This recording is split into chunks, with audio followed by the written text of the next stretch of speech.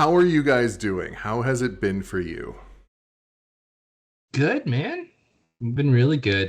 Things have been going great lately, and been making lots of music, playing shows again, which feels great. So yeah, things been going good for me. I don't know about the other guys, but I can say it's probably similar. Good. I'm doing terrible. I No, interrupted How you. have you been? How have you been, James? I missed that. I've been great, thank you. Addison's right. We've all been pretty good. Yeah, everything's smooth. Yeah. So and Carl, how have you been, man? Oh, awesome. March has been great. Yeah, and we're gonna get into that very, very shortly. But I just realized because I'm so used to doing one-on-ones right now. Let's introduce everybody. Introduce yourself and what you do in the band. My name is Addison. I am the singer and one of the songwriters and guitarist. And sometimes I play the keyboard, but sometimes I decide not to. That's, Who's next? Who's brave enough to go after that? Yeah, Jimmy, you go. I will go. My name's Jim. You can also call me James. And I play drums in Lost in Japan. Pretty much all I do. And My name's Carl. I play bass in Lost in Japan. I'm the newest guy in Lost in Japan. And yeah, that's what I do. cool. So let's talk about. Okay, no. First, let's do the really important part: social media and where to listen to your guys' stuff. How do people get a hold of you? How do they listen to your music? so we go by Lost in Japan Band or Lost in Japan Official. There's this artist known as Shawn Mendes who did a song called Lost in Japan. So don't just look up just that. Do Lost in Japan Band. I promise you won't be disappointed. And it's pretty much the same. I like your website is Lost in Japan Official, but your Insta, Mhm. Twitter, YouTube is all Lost in Japan Band. Yes. Yeah. And if you hit that on, Spotify, sorry, go ahead, man. I think. Spotify is just Lost in Japan. I think. Yep. So. Okay. And you guys are currently, wow, you guys are currently on tour. What's going on with that? Yeah, so we're doing we put out a song back in I guess November. October. No, it was October. And October. Yeah, October. yeah, and we wanted to do a run back then, but COVID and restrictions were happening, so we kind of just took a step back. And this is that tour. So, it's been a bit, but it's great. We're really excited to be doing it finally, and yeah, honestly, it's So great. what's your next I'm going to put you on the spot. What's your next date coming up? We are in Guelph. We're in Guelph by this Friday. We're doing a show at the Onyx with Excuse Me, and I think Rise Carmine, and it's gonna be great. Honestly, That should be fun. We're very, very about that. Yeah, it should be a lot of fun. Go out and see it. And then after that, Mhm. you're going to be out in Oshawa, according to your thing. Yes, Perfect. Oshawa. That's the close off the tour. We didn't do any London dates this tour. I noticed that. But you did play relatively recently at, what was it? Rum Runners. Rum Runners. I was going to say, I thought it was a Social Bowl, but no, it was Rum Runners, which is an even better venue. Yeah. Like, Yes. Yeah, it was fun. It was a lot of fun there. That was technically Yeah. our release party for Redline. And now this March tour is kind of the province release. mhm. Because you we got- had our Redline show and then things got canceled, things got shut down, and then we got to do the rest of the shows now. So it's been a little while, and I know that you guys are now starting to get a newer audience as things are opening up, and you guys are really picking up steam, which I Mhm. love seeing for you guys. But let's talk about how did the band start, and how did it get to where it is, like the form, not the formation, the membership, and the feeling that it has now. Well, I'll let Jim answer this one. That's Just a big spice it question. up. Oh, you're gonna let me answer it? Okay.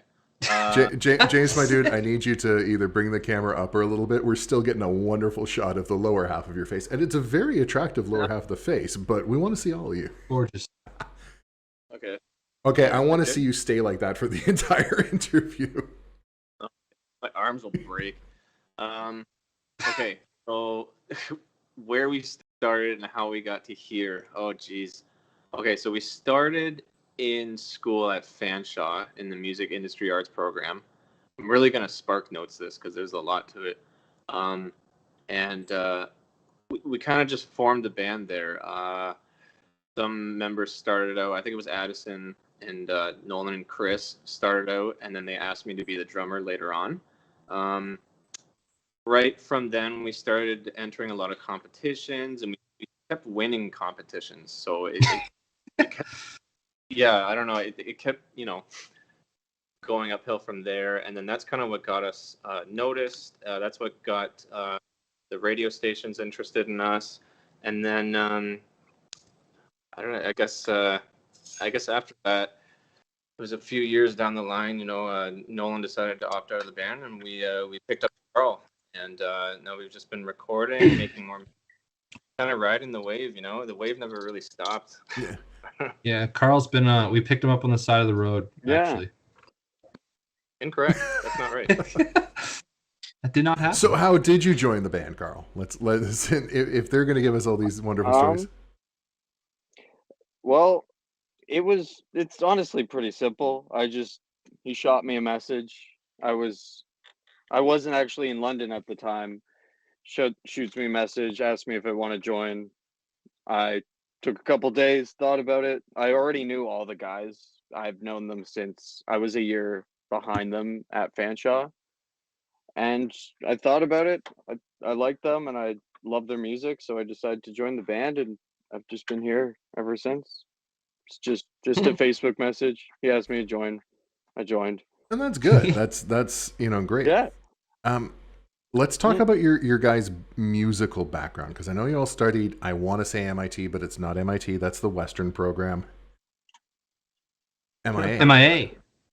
Yeah. But specifically your musical background and what you guys, how you got into music, how you got into the style that you play. Well, for me, I was really like always into, like, my dad was into 80s rock, like freaking Queen, Van Halen, and all that. So that's what and the Beatles, and weirdly R&B music. So I was raised on like that. Like that was the type of music that I was up. It was like like a lot of variety to it. And then I started listening to like Canadian indie rock, like Tokyo Police Club. My brother got me into that, and it wasn't until like I was like, I think in like high school, that I actually was like, I really like music, and it's something that I could see myself getting into. And yeah, so that's kind of like where my background comes from, like in music. So, and I love arena rock. Just kind of merging the two together. Mm-hmm. Wow. Let's go with James. I don't know if I think Carl we may have lost Carl for a minute. I'm still here. I'm here. Okay, your camera has gone. There you are. There you're back. Oh, Yay. Hey. How's it going? So Carl or James? I've noticed I've been freezing. You can go, James. Okay, sweet. So I guess I started when I got assigned to percussion in grade 7 music class. We kind of figured out that I had like a natural talent for it, I guess. So actually my parents ended up getting me drums at that time. Then when I entered high school, I was actually heavily influenced by metal, because that's the only bands that were really in my high school were metal.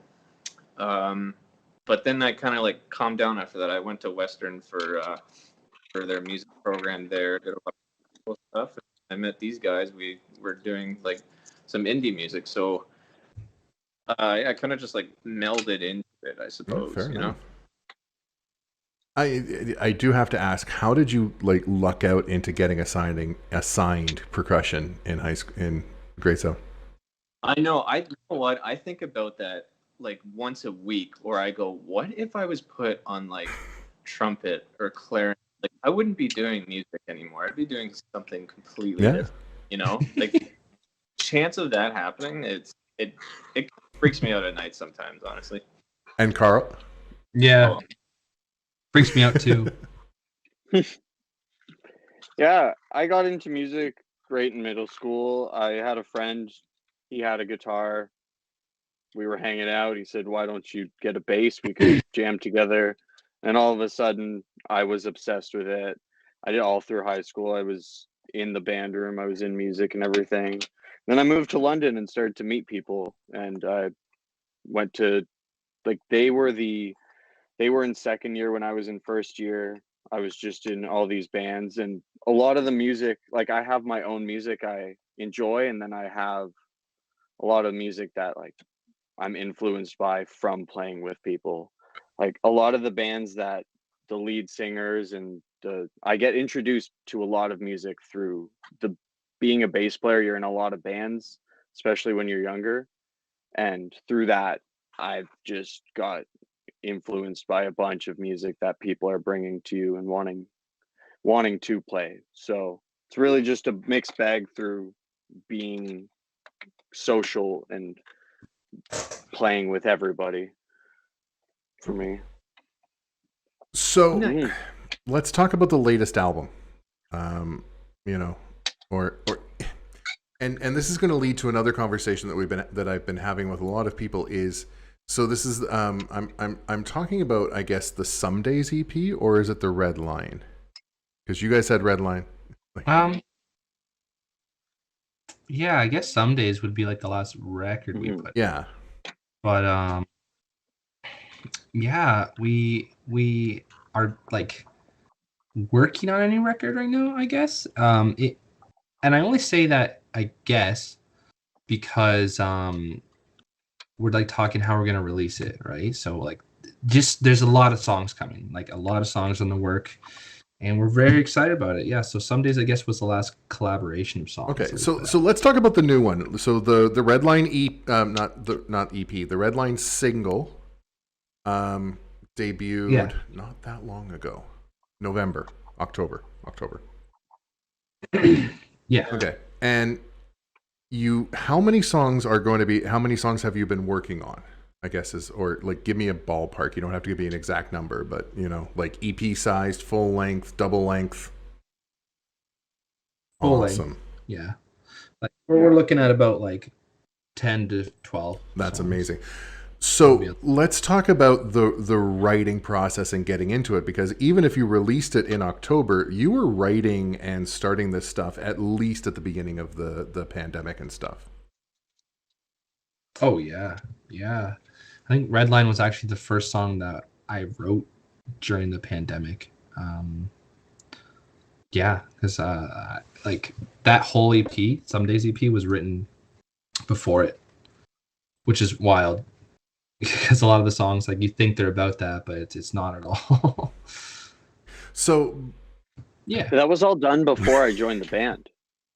yeah. Every song from the Some Days EP was finished before I joined, but I played with them for the okay. release.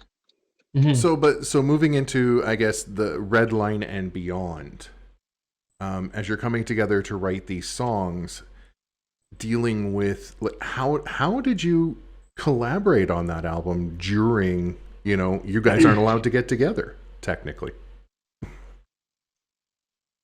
Yeah. Demos. All online. Yeah, like we just would record our parts at our place, send it out to the others, and yeah.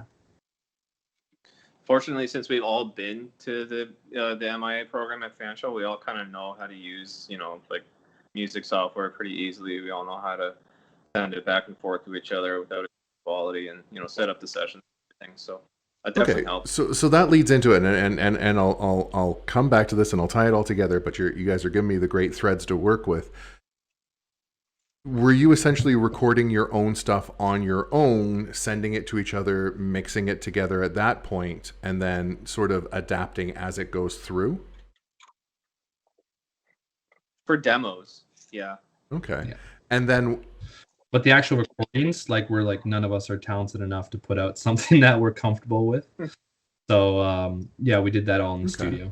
studio. But that's how we do things now. It actually kind of like made our songwriting a bit better by doing demos prior. Because before we would just go into a studio and then just play it. And I mean, like it sounds like that's a good way to do it if you're confident in how to do it. But if you make demos prior, you know exactly which part you want to cut, and you can step back and see how long a song is before it's recorded. So stuff like that. The producer can take it too and kind of put this on top of what we are as well, instead of making like brand new ideas. Just the more you have going into this video, the better it is probably going to sound on the yeah, way out. 100%. But that leads into the conversation I've been having with a lot of people, and the conversation that sort of started what Unbowed is becoming is this: we're headed into a more digital collaborative space. And you guys are able to do things that even 5-10 years ago we never would have thought was possible. And you were talking about earlier trying to decide how to release this album. So Yeah. how is it affecting you? How are you thinking about it, I guess is where I'm going with it. So what I've noticed, it's not a bad thing, but it's definitely different. It's just like everything's online now. Like you really have to be on top of that, and that's something that we weren't necessarily doing. We're more on it now, but you know we're definitely feeling. At first, we were feeling the like, I guess, repercussions of not getting on top of that prior to the pandemic, because a lot of our audience, like, they come out to shows and a lot of it's word of mouth. I'm not saying we don't have good numbers online. It's just it's a matter of like keeping those numbers and like letting them know that we're still alive during the pandemic, right? Whereas like a lot of the time, like people would hear, like they would see us in person, and we like that's what type of band we are. We're a touring band. Like we play like as much as like we used to play as much as we can, as much as we could prior. And that's how people kind of heard about us. It wasn't by like a TikTok video. It wasn't by like just hearing our song. But yeah, so that's the biggest thing that's kind of that we've noticed that's changed during the pandemic. But it is what it is, honestly, and we're adapting to it. And with Redline getting on the radio and all that, getting Sirius XM, it's been going great. So how has that changed your strategy a little bit in putting your music out there and getting it to the people, or has it?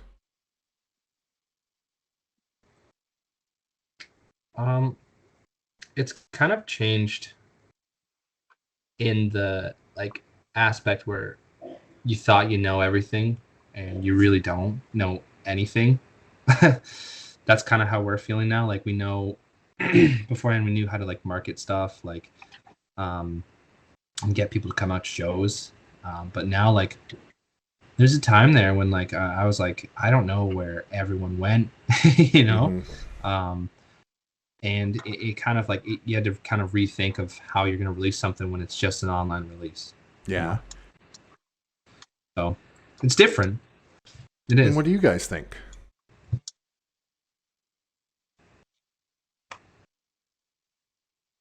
Carl, Jim. Like, so, I like, what do we think about? I don't know. I kind of like the kind of digital aspect that can reach, I don't know, some more people with it. Technically, reach people around the world with it. I guess what I'm saying. There's potentially a bigger audience that you can reach. I guess.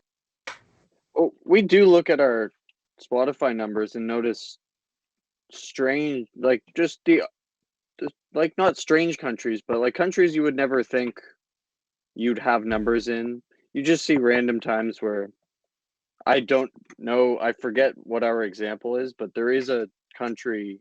I think it's UK that we have like a strange amount of numbers in somewhere across there. But you Germany. can just reach people. You can reach. Yeah, Germany. Yeah, you reach people in odd ways now. So, and that leads to the next step. And I know that the London music community is rather quite close knit, and able to collaborate a little bit. But now, if you look at the ways that you guys were sort of writing the music and doing those demos, have you thought about expanding and collaborating with and forming communities outside of the London virtually?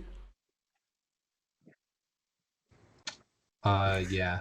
Oh yeah. We've been no, like that's so in such a No, sarcastic way. No, yes. We are. What we're gonna be doing is we're already like reaching out to like other people outside of London, and we're like, hey, let's do a show. Let's like that's kind of why one of the reasons why we didn't play London on this last show, because we want London, like our hometown shows, to be like probably once or twice a year, because and just play outside of London as much as possible, and then when we come back we get our like local following to be excited about us coming in. So like that's how we build a following, is we kind of piggyback off other bands that are killing it in their hometown and jumping on it. So we're always open to collab with anyone, anywhere, at any time. We just need someone to reach out and say, let's do it. And we're like, all right, Well, we'll come on out. hopefully this will help with that a little bit, because I'd love to see you guys working with not just, you know, producers and other things, but other bands, because you guys have such a fun sound. I mean. I would love to do some with like I don't know, literally any type of artist. I would love to do it. Like that's the fun thing about music, is you can really just try whatever, and not anything anyone can do about it, because you're going to put it out anyway. So screw it. So I'd like to get a little bit more personal with the how, you know, like you'd done the previous album, you were starting to record the other stuff, how the pandemic and the shift in things affected you guys. You know, we'll talk on a personal level, and then we'll talk on the band level. Who's brave enough to go first on that one? You know what? Carl can go. For me, the pandemic personally, it really narrowed down my idea of music and what I was doing within music. Pre-pandemic, I was in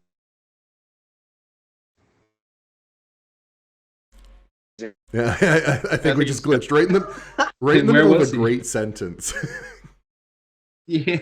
Oh no. Are we good again? How's this? All right, you're back. Yeah. Okay, sorry about that. Oh no. Yeah, I was just playing bars. I was playing covers in bars, making that kind of musician money, the like play covers around town and on weekends and things like that. And then as soon as the pandemic hit, all of that stopped. All the weddings I used to play, and it really narrowed it down to me being in like kind of narrowing my focus into one or two bands, focusing almost solely on original music, just based on what's going on and how that all works together at the moment. Because I mean, live cover bands still are not thriving at bars yet. No. So that was my big thing that got affected. Was I was spending my weekends playing covers in bars before this, and now that is not happening. And other than that, that's the big thing for me. Now someone else can go. I guess on a personal level, sorry, I'm talking and walking here. I'm trying to plug my phone in. On a personal level, pandemic didn't really change much for me. I mean, I had to work. I had to go back to work. I mean, I didn't go back. I just stayed working.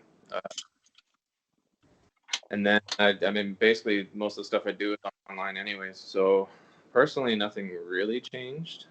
In terms of the band, though, yeah, we had to, you know, started doing everything online. So that was a big difference. All these online kind of interviews too. That was a big thing. Live shows, we had to get used to that. We had to start learning about streaming software and everything. So that was a big change. Yeah. Me and Addison at one point got really lucky where we were both of our works were closed and we had very small bubbles, and small chunk of the pandemic he was part of our bubble and we could get together and write, and then things changed back. But we did get small chances within there to actually get together and write things, but they were very small and in between of lockdowns. Because it's your turn. Addison? Oh, I was like, nice, dude. Yeah, for me personally, honestly, a lot changed for me. I kind of like found myself like just, I don't know. I turned way like into a more lazy person. It's essentially, I used to like I noticed that I wasn't content with where I was prior to pandemic, so that's something that worked out for me. I've written a lot more songs, and I've definitely like honed my craft as a producer and a songwriter, which is amazing. So yes, a lot of bad things happen, but a lot of good came out of it too. And did it, other than what we talked about previously, did it affect the band in any way? Like how? Yeah, what changed for you guys going from playing so many live concerts to what you were just before things started to lift? It was a change. I don't know. It just because like before the pandemic, like we had a different member in the band, right? And we were just kind of going and going and going. So honestly, at first, it was kind of nice just to kind of relax for a month, and then after a while, you're like, okay, I really miss playing shows.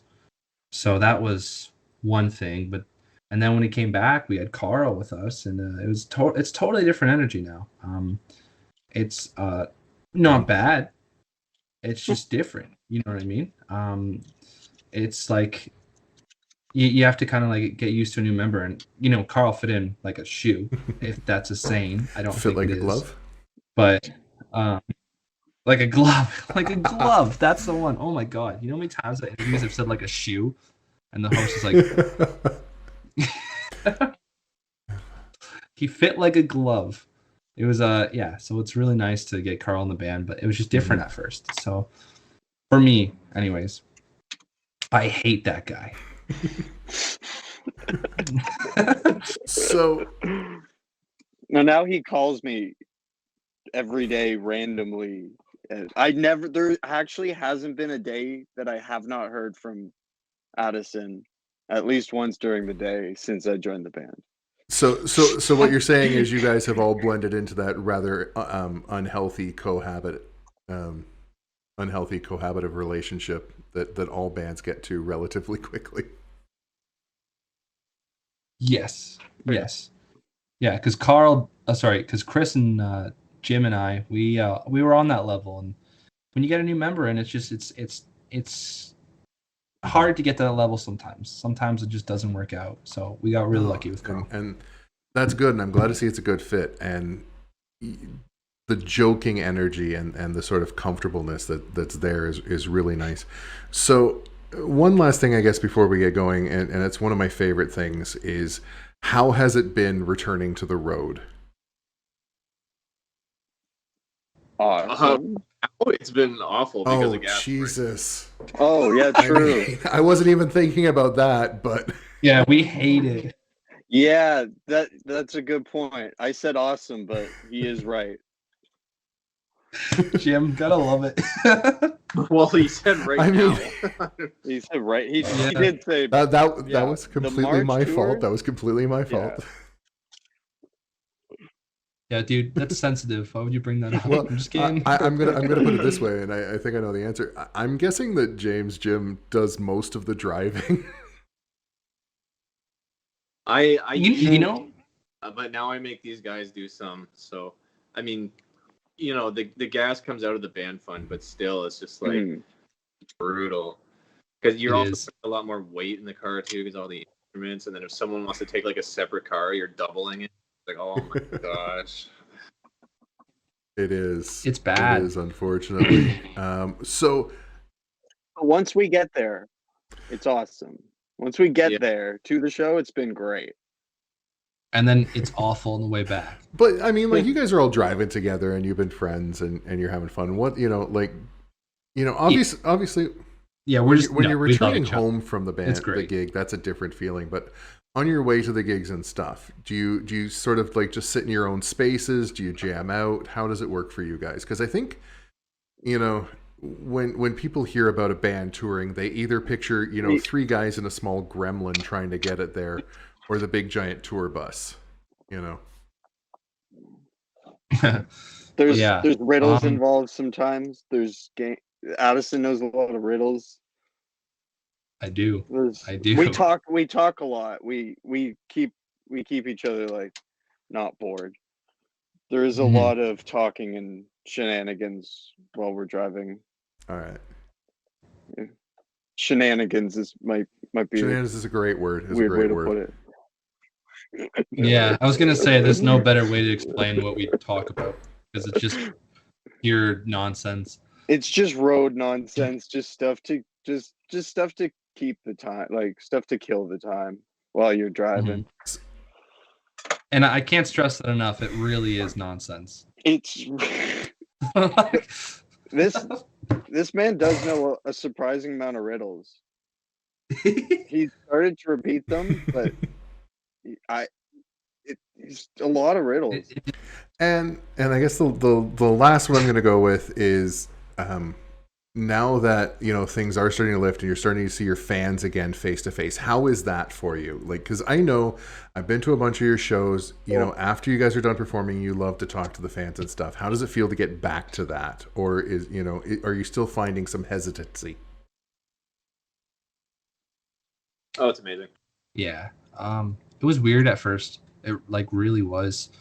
Like I wanted to say hi to everyone. I wanted to hug everyone, shake their hands, but you just can't. Like it's, I don't know. But we're getting used to the new normal, and yeah, like it's nice to see people again. It's nice to, like yesterday night we had people dancing out at the show, and like it's such a good feeling to just see people having a good time, living in the moment, and just truly just involved. That is what we want. It's just involvement. We want Not fans just to have yesterday night. We have had people dancing at every show. yes, But yes. Sorry. specifically yesterday night, there was a lot of dancing. But every show, we've seen people open up and realize that. Yeah, Open. like just not care and just kind of go for it. Have a Perfect, good and that's time. what I like to see coming back. All right. I've held you up like with this. This has been a great interview. I really want to talk with you guys more, and we're going to have the opportunity in the future. So I don't want to hold you up any longer. I'm going to give you guys one last chance to sort of say anything that you just want to say to the fans, to the people listening. Never stop stopping.